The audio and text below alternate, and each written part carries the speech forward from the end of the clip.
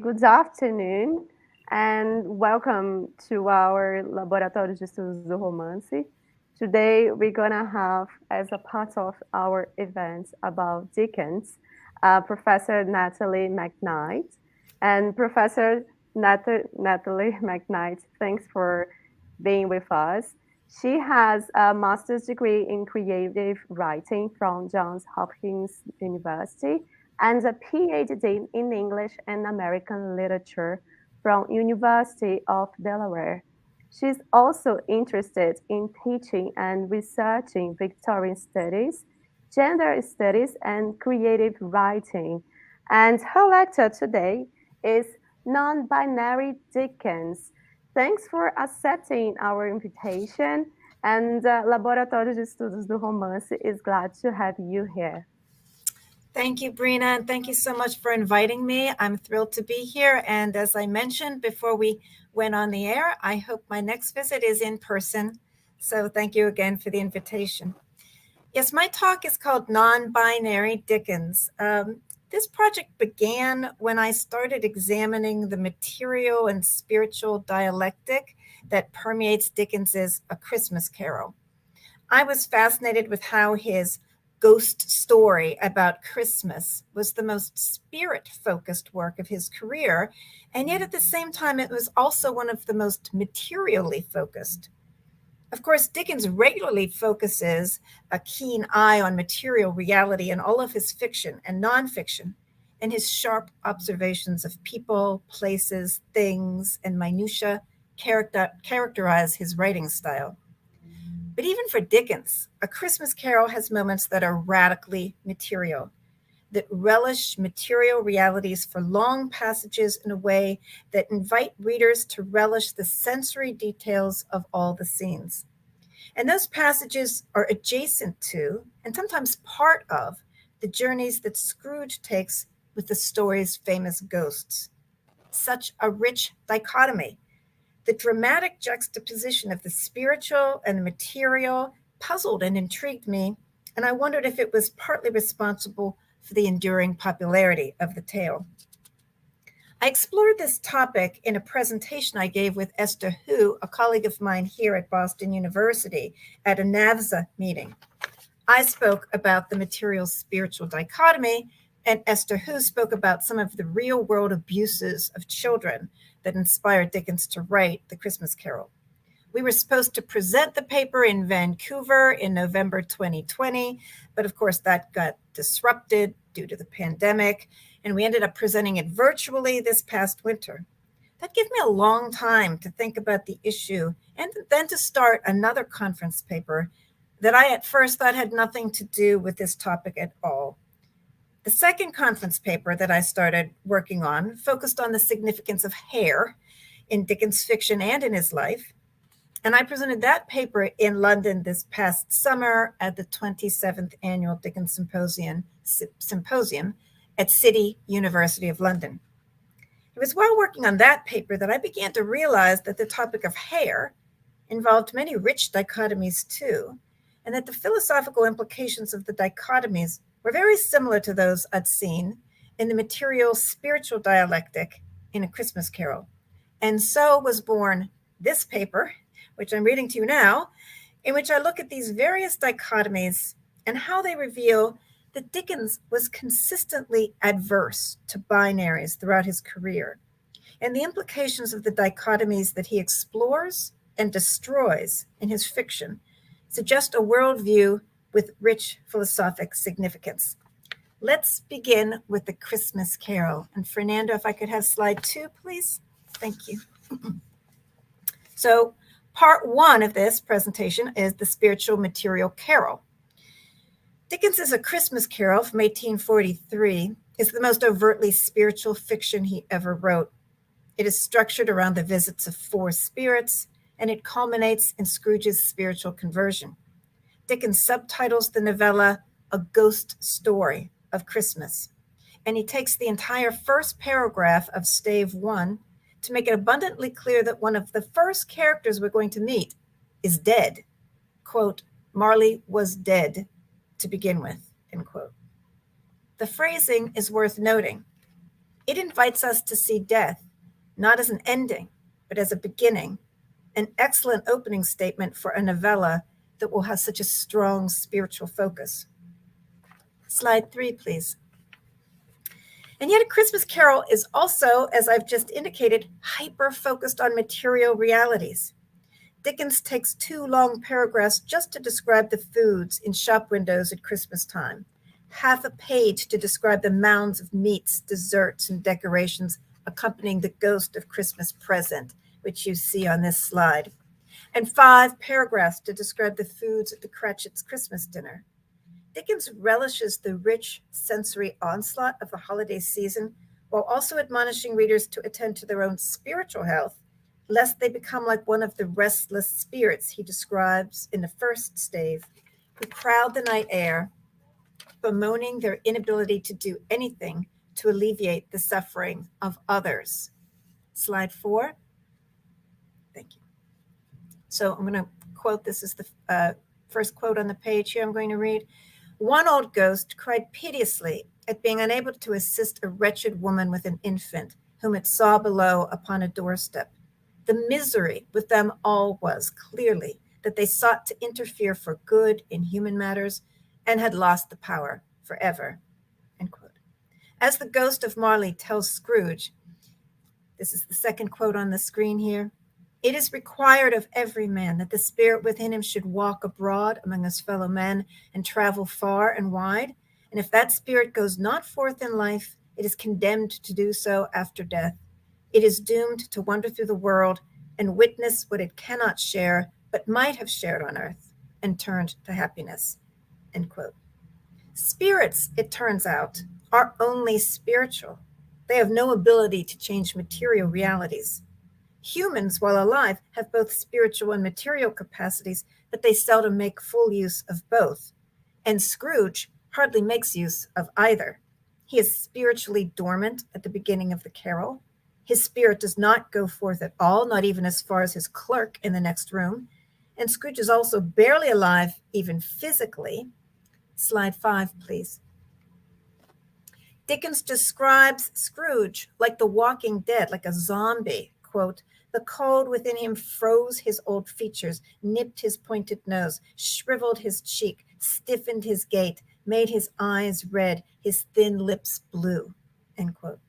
He seems not to mind his cold office and home. He seems not to be interested in food other than gruel. And he has no interest in making merry at Christmas time or any other time. What it takes to bring Scrooge back to life, spiritually and physically, is immersion in the material realities of his own past and present. It is in the embodiment of the physicality of his own past and the many pleasures of the present that Scrooge is nudged back to life, both physically and spiritually, a process which culminates in the existential crisis of seeing his own grave. Scrooge will be dead to begin with. Dickens collapses the dichotomy between physical and spiritual in a vision of being fully alive that is as inviting as it is inclusive. Next slide, please. Let's examine one passage in the second stave where Dickens intertwines the physical and spiritual as he describes shop windows at Christmas time. And next slide, please. Thank you. So I'm just going to read this. The fruiterers were radiant in their glory. There were great round pot-bellied baskets of chestnuts shaped like the waistcoat of jolly old gentlemen lolling at the doors and tumbling out in the street in their apoplectic opulence. There were ruddy, brown-faced, broad-girthed Spanish onions, shining in the fatness of their growth like Spanish friars, and winking from their shelves in wanton slyness at the girls. There were pears and apples clustered high in blooming pyramids. There were bunches of grapes, made in the shopkeeper's benevolence to dangle from conspicuous hooks that people's mouths might water gratis as they passed. There were piles of filberts, mossy and brown, recalling in their fragrance ancient walks among the woods and pleasant shufflings ankle-deep through withered leaves. There were Norfolk biffins, squab and swarthy, setting off the yellow of the oranges and lemons, and in the great compactness of their juicy persons, urgently entreating and beseeching to be carried home in paper bags and eaten after dinner, end quote. The description goes on for another paragraph and a half, just about another page or so, but I, alas, cannot for time constraints, and I don't want to weigh on your patience too much. So, in this passage, Dickens savors the mouth-watering physical details of the shops, but why at such length and with such exuberance? Next slide, please. On one hand, Dickens is trying to preserve the details of mid-19th century London, as he always did, as if he were a special correspondent for the future, to use fellow Victorian author Walter Bagehot's phrase, so that no matter what might change, and change, of course, was all around him, as it is with us, some of the things that he treasured would be preserved.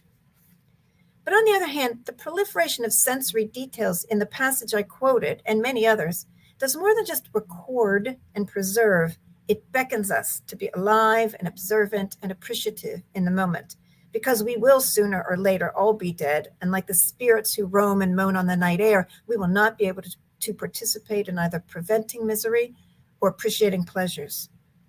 The descriptions are also wildly anthropomorphic. Chestnuts, like jolly old gentlemen, onions, like winking friars, nuts that recall long walks in the woods, apples that beckon. Here, Dickens breaks down the barriers we tend to erect between humans and inanimate things. This, of course, is characteristic of Dickens's style, as many critics have noted, John Carey perhaps most entertainingly in the book The Violent Effigy. Slide 9, please. For Dickens, more of the world is animate than is typically thought. There is no firm barrier between people and things. Many things seem more alive than some of the mechanized characters in Dickens who have given over their lives to work, as Scrooge has. Dickens's persistent breaking down of the barriers between the animate and the inanimate, here and in other works, has philosophical and ethical implications. We value animate and sentient creatures over what we perceive as inanimate things, but in doing so, we undervalue, underappreciate, and often exploit much of the world. In fact, do we deliberately lean toward de-animating much of the world precisely so that we can exploit others and not feel too guilty about it? Certainly the belief that others, other humans, other creatures, other natural resources are not fully animate helped to prop up British imperialism. It is much easier to subjugate people and lands if you do not fully value their worth and their right to be. If we all animated the universe as richly as Dickens does, might we in fact live in greater harmony with it? Might we be more spiritually alive and not the walking dead like Scrooge if we were more alive to the inherent beauty and value of the material world? The breaking down of barriers between the animate and the inanimate that occurs in the long descriptive passage I quoted echoes the breaking down of barriers between the living and the dead that continues throughout the Christmas Carol. The blurring of boundaries points to a link between the spiritual and material worlds that is fundamental to Dickens's ethical vision. We would be more compassionate about the suffering of others if we immersed ourselves in the painful material realities of their actual lives, as Dickens himself did, in ways that directly led to the composition of A Christmas Carol, as well as many other works. And if we took action to better the material realities of the poor, our spiritual realities would be better off as well. Next slide, please. That brings us to part 2, Hare's the Thing, or the broken binaries of Hare. So at first, this doesn't seem like it has a lot to do with it, but ultimately I think it has everything to do with the topic of part 1. Dickens made rich use of hare throughout his career, sometimes comical, sometimes erotic, often telegraphic, and almost always philosophical. Hare plays a strange and evocative role in Dickens's works and in his life. Hare is weirdly hybrid. It is both part of and not part of the human body, attached to it but extending from it. It is both alive and dead. It is personal but often rendered public. Dickens plays with the hybrid nature of Hare productively in his fiction, and in turn he had his own Hare played with as well. One of his first portrait painters, Francis Alexander, made early and effective use of Dickens's flowing locks in this painting that you see here from 1843 when Dickens was on his first tour of the United States. Alexander did his part to fuel the pop culture image that Dickens was establishing. Alexander poses Dickens with his head tilting. It's kind of an odd angle, really. You don't really see this in any of the other portraits. And with his hair tilting, you see his hair is kind of hanging away from his head, drawing more attention to it. Dickens's long, wavy brown hair is a look that has served multiple pop cultural heroes well, from Jesus to Lord Byron to Jack Sparrow to Eddie Munson in season 4 of Stranger Things. And if you haven't seen it, I advise you to check it out. It's amazing. Of course, Dickens paid a price, many prices, for his pop culture hero status, sometimes with his own hair. Many of you will remember the story of crowds in the US snipping bits of fur from his coat as a treasurer's kind of souvenir when he first toured the United States. According to G.W. Putnam in 4 Months with Charles Dickens, some female fans wrote to Dickens on the first American trip asking for locks of his hair, which he politely declined. The publicness of Dickens's hair continued after his death. His sister-in-law, Georgina, clipped a lock of his hair right after his death mask had been molded. And a supposed sample of Dickens's hair was auctioned off in 2010 in Stamford, Connecticut, for a mere $180, if you're interested in that kind of thing. The Dickens Museum in London recently acquired 2 lockets, one with Dickens's hair and one with his sister-in-law Mary's hair, and it currently has those on display. Dickens's hair was and is both private and public, a part of his body that is an extension of himself that many fans felt that they had a right to own, and most of us feel we have a right to gawk at. Dickens played off the strange public and private nature of hair in numerous depictions throughout his career. Sometimes the descriptions of hair are comical, as with the lady in yellow curl papers in chapter 22 of the Pickwick Papers. Slide 11, please. Or next slide. Yeah, thank you. Thank you. To set up the context, Pickwick and Sam are staying at the Great White Horse Inn in Ipswich. Pickwick is about to go to bed when he remembers that he left his watch downstairs. He goes to retrieve it, gets lost in the labyrinthian corridors in the inn. Then he finds his way back to his room and he congratulates himself on his success, laughing at the comical situation he had been in, and he proceeds to get undressed and put on his nightcap. Of course, the comedy has just begun. A woman with a candle enters his room, not seeing Pickwick, as he is on the other side of the bed, hidden by the bed curtains. Dickens continues, quote, Pickwick almost fainted with horror and dismay. Standing before the dressing glass was a middle-aged lady in yellow curl papers, busily engaged in brushing what ladies call their back hair. However the unconscious middle-aged lady came into that room, it was quite clear that she contemplated remaining there for the night, for she had brought a rushlight and shade with her, which, with praiseworthy precaution against fire, she had stationed in a basin on the floor where it was glimmering away like a gigantic lighthouse in a particularly small piece of water, end quote. Fizz's illustration here shows a rather bony, spinsterish-looking woman looking into a mirror somewhat admiringly as she combs her hair over her head. The curl papers play a key role in Dickens's comedy here. They emphasize the privacy or would-be privacy of the situation. She's not only being unknowingly observed in her own room at night by a strange man, but her hair is in curl papers, a decidedly private state, like being seen in public in curlers today. The curl papers emphasize the embarrassment and awkwardness of the moment. Plus, she is brushing her back hair, kind of a suggestive phrase in itself, and again, not something a woman would ever do in public. The fact that the curl papers are yellow adds a bit to the comedy and subtly underscores the age element, which is decidedly and unfortunately part of the comedy. The woman is middle-aged, as Dickens reminds us twice in this brief scene. Her age takes what could be an erotic scene and tips it into comedy, or at least in Dickens's mind. If the woman were pleasingly plump and young, like Dolly Varden in Barnaby Rudge, who we will get to, this would be a very different scene. The curl papers might also be considered another example of the many papers that Pickwick collects throughout the novel and that contribute to the Pickwick Papers. Dickens continues playing with hair comedically in his characterization of Tommy Traddles in David Copperfield, but here the comedy is mixed with pathos. Poor Traddles, David writes, in a tight sky blue suit that made his arms and legs like German sausages or roly-poly puddings, and with his hair standing upright, giving him the expression of a fretful porcupine. He was the merriest and most miserable of all the boys at Mr. Creakle's school. Traddles provides much-needed comic relief in the Salem House scenes of David Copperfield, and his stand-up hair is part of the effect. It's like clown hair.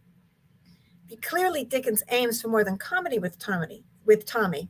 Traddles is a sad clown who expresses his gloom by compulsively drawing skeletons.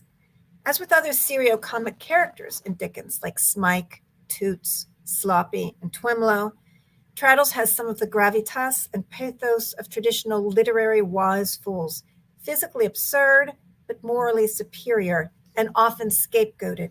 In fact, their purpose often seems to be to play the role of scapegoat, as is indeed part of the wise fool tradition. In the moving scene in which Traddles defends the put-upon teacher Mr. Mell against the insulting behavior of Steerforth, going bravely against the popular sentiment among the boys in the school, Traddles shows his stand-up character, which is emblemized by his stand-up hair, and he gets caned for it.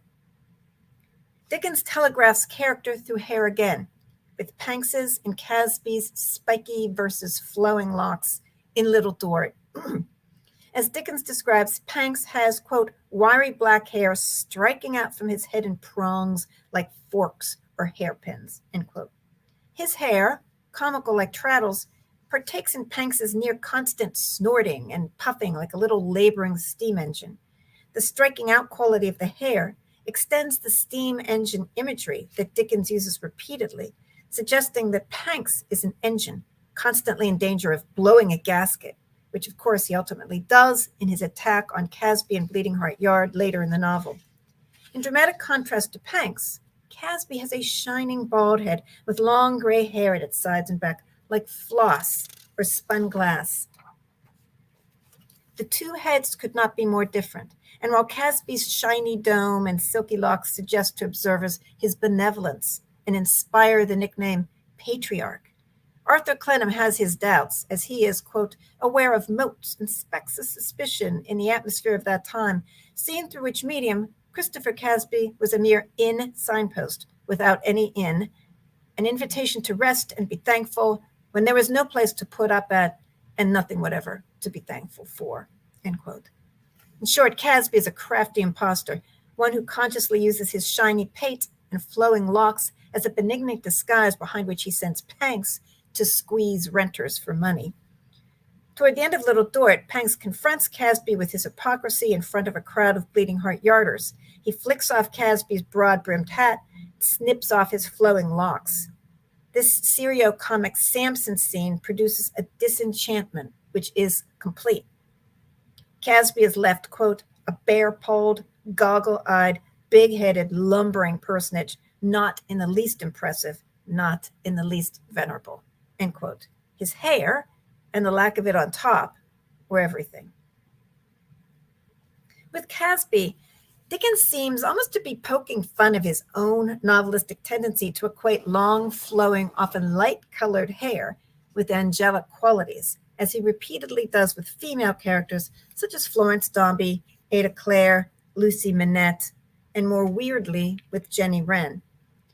Florence's luxurious locks attract the attention of Mrs. Brown, who almost snips them off to sell them, along with Florence's clothes, but at the last minute resists as the hair reminds her of her daughter Alice and fills her with remorse. As Gallia Ophik writes in Tie Her Up by the Hair, Dickens's retelling of the Medusa and Rapunzel myths, quote, Florence's hair is endowed with the power to save or endanger its owner, end quote. It functions as a kind of talisman that tempts but then protects her from Mrs. Brown's worst rapaciousness, and then shortly afterwards wins Walter's devoted admiration when she stumbles into him as she tries to find her way home, and her hair conveniently tumbles down, awing Walter. Ada Clare's golden locks befit the angelic role she plays as selfless caretaker to Richard in Bleak House. Yet they also, like Florence's, attract creepy attention. Crook touches Ada's hair with his greasy fingers, commenting on it as something of a connoisseur. "Here's lovely hair," he exclaims. "I've got 3 sacks of ladies' hair below, but none so beautiful and fine as this. What color? What texture?" Jarndyce has his own creepy moment with Ada's hair when, standing by Richard's deathbed, he invites the 2 of them to come and visit him. Quote, "It will be a charity to come to me, a charity to come to me, my love," he repeated to Ada as he gently passed his hand over her golden hair and put a lock of it to his lips. End quote. This is strangely sensual behavior for a deathbed scene, particularly when directed at the soon-to-be widow. The gesture suggests that Jarndyce will be stepping into Richard's place, and it seems insensitive, to put it mildly, to flaunt his intimacy with Ada in front of Richard, who's lying there barely able to move with his life ebbing away. Gallia Ophüls shows how Dickens, in his repeated focus on hair, was responding to his culture's hair fetishism and to the way the hair industry shaped not only the consumer's expenditure, appearance, and fashion codes, but also their imagination, their language, and their visual and erotic sensibilities. Hair was a vibrant and growing industry in the mid-19th century. 6,200 pounds of hair was imported to England from France alone in the mid-19th century, and then up to 10,000 pounds just 2 years later.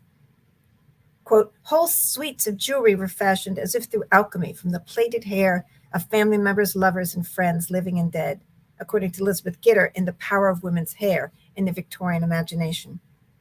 Advertisements for hair products and wigs made frequent appearances in posters throughout urban areas and in most publications, including the monthly numbers of Dickens's own novels.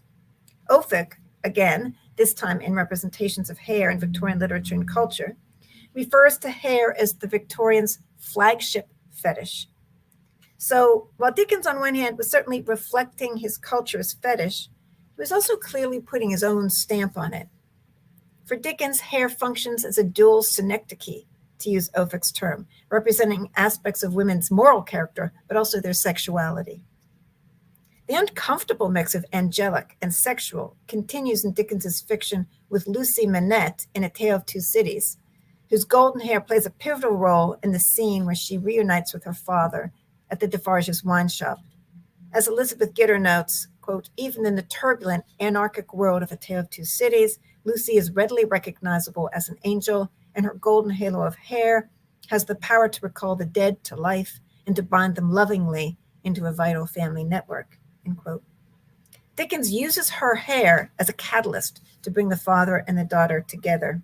Quote, "Her golden hair, which she wore in long curls, had been hurriedly pushed aside and fell down over her neck. Advancing his hand little by little, McKnight took it up and looked at it. He laid down his work, put his hand to his neck, and took off a blackened string with a scrap of folded rag attached to it. He opened this carefully on his knee, and it contained a very little quantity of hair, not more than 1 or 2 long golden hairs, which he had, in some old day, wound upon his finger," end quote. McKnight becomes confused because the hair he wears and has been wearing for many years is the same as on the young woman before him, but he cannot understand how that could be. "Was it you?" he asks Lucy. No, you are too young, too blooming. It can't be. What is your name, my gentle angel?" End quote. McKnight clearly is confusing his daughter with his late wife, whose hair he's wearing around his neck, a confusion probably not helped much when Lucy kneels before him and implores him, "Kiss me, kiss me." They both sink to the floor and, quote, "her hair drooping over him curtained him from the light." Lucy's hair spilling around McKnight constitutes what is called a hair tent, a very popular image in Victorian literature, as Gitter shows. She describes hair tent moments in Poe, Baudelaire, Browning, Rossetti, Dickens, and Yeats. And she argues that, quote, "the hair tent is not so much the dark, perfumed, erotic mystery that Baudelaire imagines, as it is a warm nest. Embraces are there, of course, but the hair tent is not primarily a bower of sexual love. It is a retreat from the world," end quote. That seems to be the sense in which she wants to interpret Lucy's hair tenting of her father. But in reading the scene this way, Gitter ignores a fundamental element of every example of hair tinting she offers. They're all, except for Lucy and Manette, lovers' hair tints. Even the definition of hair tints, which Gitter uses in her analysis, acknowledges the sexual nature of these moments. She quotes William Tyndall, who says that a hair tint is when, quote, your girl lying on top of you lets her long hair down around your head, end quote. He doesn't say when your girl, or daughter perhaps, lies on top of you, etc., etc. Given that hair tints are almost exclusively depicted in Victorian literature as intimate, erotic moments between lovers, even a 19th century reader might find Lucy's hair tinting of her father uncomfortably sexual and or weirdly erotic, especially a reader who brings with her knowledge of Dickens's relationship with the much younger, golden-haired Ellen Ternan. Then there's Jenny Wren, a twisted angel, as Gitter calls her, or to use Dickens's words, quote, a child, a dwarf, a girl, a something, end quote. Her golden hair, her golden bower, as described in Book 3, Chapter 2, aligns her with Lucy as a fellow angel, but Jenny is a damaged angel, one who cannot rescue her father as Lucy rescues hers. The totemesque power of her golden hair has its limitations, yet she does help to rescue her surrogate father, Raya, by the end of the narrative, and she also helps to summon Eugene back to life. I want to end the analysis of characters' hair with the non-angelic instead of the angelic by turning to Dolly Varden in Barnaby Rudge. Next slide, please. Thank you. Dolly is undoubtedly erotic. John Carey calls her the most succulent of Dickens's female characters. I love that term. And Dickens depicts her sexuality more through what is suggested than what is actually seen. Here is his description of her in chapter 19, and it's a description that relates to the image by Fizz that you're looking at right now. Quote, as to Dolly, there she was again, the very pink and pattern of good looks, and a smart little cherry-colored mantle with a hood of the same drawn over upon her head, and upon the top of that hood, a little straw hat trimmed with cherry-colored ribbons and worn the merest trifle on one side, just enough, in short, to make it the wickedest and most provoking headdress that ever malicious milliner devised. She wore a cruel little muff, and such a heart-rending pair of shoes, and was so surrounded and hemmed in, as it were, by aggravations of all kinds, that when Mr. Tappertit, holding the horse's head, saw her come out of the house alone, such impulses came over him to decoy her into the chase and drive off like mad, that he would unquestionably have done it, but for certain uneasy doubts besetting him as to the shortest way to Gretna Green, end quote. I have analyzed the erotics of Dolly elsewhere, so let me just stick to the topic at hand. Hair. What hair, you may ask? Dickens doesn't describe her hair at all in this scene.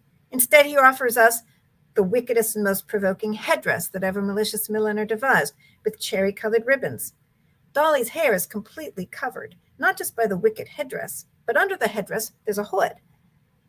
Part of the eroticism of Dolly's description is the fact that she is so surrounded and hemmed in, as it were, by aggravations of all kinds, as Dickens puts it. She projects coquettishness, a willingness to be seen as an object of sexual desire, with the flirtatious tilt of her provoking headdress and the symbolism of the cherry-colored ribbons and cherry-colored mantle, cherries for centuries being used to describe women's lips and also female genitalia, not to mention her cruel little muff, the sexual symbolism of which is so obvious it's barely symbolism at all, with the term muff having been used for centuries as a slang for the female pubic area. All these images suggest she is ripe for the picking, yet she isn't.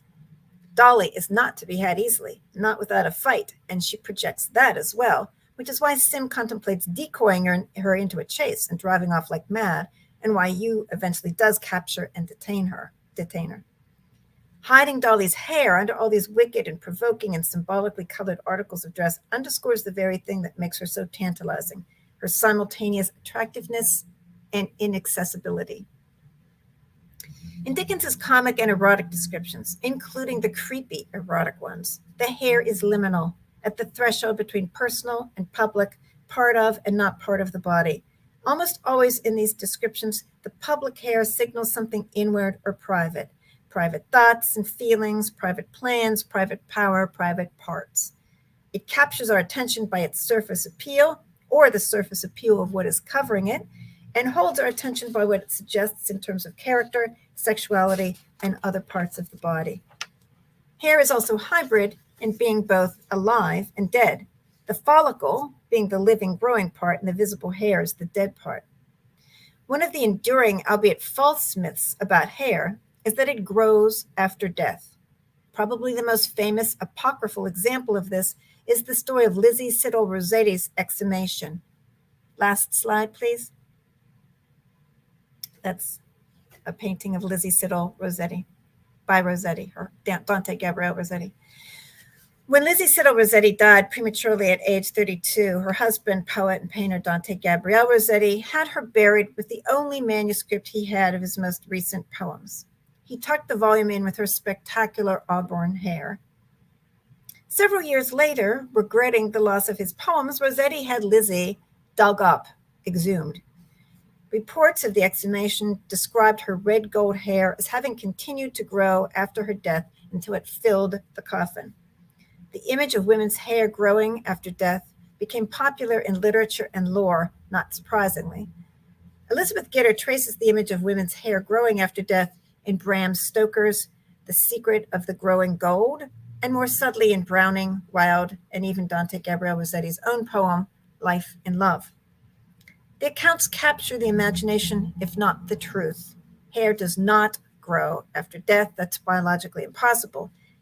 The reality is that it might look like it does because the body shrinks as it decays, making the hair appear to be longer. Frankly, the reality is more ghoulish than the myth, and it extends the hybrid nature of hair to living, dead, animate, inanimate. This latter category, the liminal territory between what is animate and inanimate, was, as I mentioned earlier, a favorite playground for Dickens's imagination and one critics have often written about. It is one of the distinguishing characteristics of Dickens's style that he describes people as mechanical and personifies the inanimate, as can be seen in the personified fruits and nuts in the Christmas Carol scene that I analyzed earlier, and in the Lady in Curl Papers scene from Pickwick Paper that we examined, where Dickens describes Pickwick poking his head in and out of the bed curtains as being like an automaton. With Dickens's multiple characterizations of hair, the dichotomies abound in a manner that has philosophic significance. Like the ghosts in A Christmas Carol and the legends about Lizzie Siddall's hair, hair troubles the clean divide between this world and the next, and it questions clean divides in general.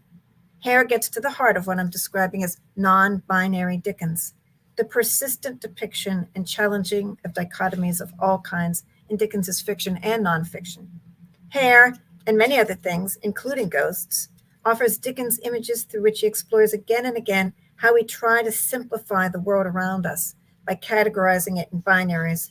And again, reality challenges those categories, refutes the simplification, breaks up the binary. Those firm lines we try to draw between public and private, animate and inanimate, spiritual and material, female, male, living and dead are not so firm after all. If they are there at all, they are barely there. They are barely the breadth of a hair. Thank you. And thank you, Fernando, for doing the slides.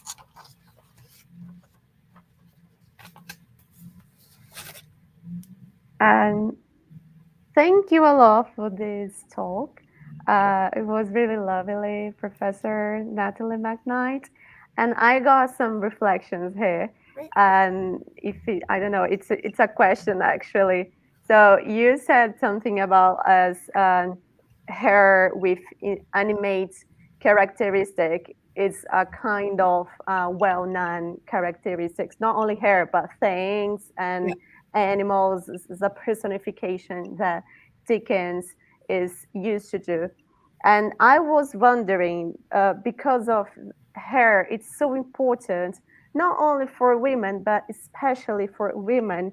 And as we had this Victorian society, which is represented in Dickens' work, do you think this kind of animate characteristic, as for example, you said clown hair or her has a power to save, these examples, for example, uh, they are a kind of desire to be independent for these people who lived in a very repressive society, as we know that Victorian society was.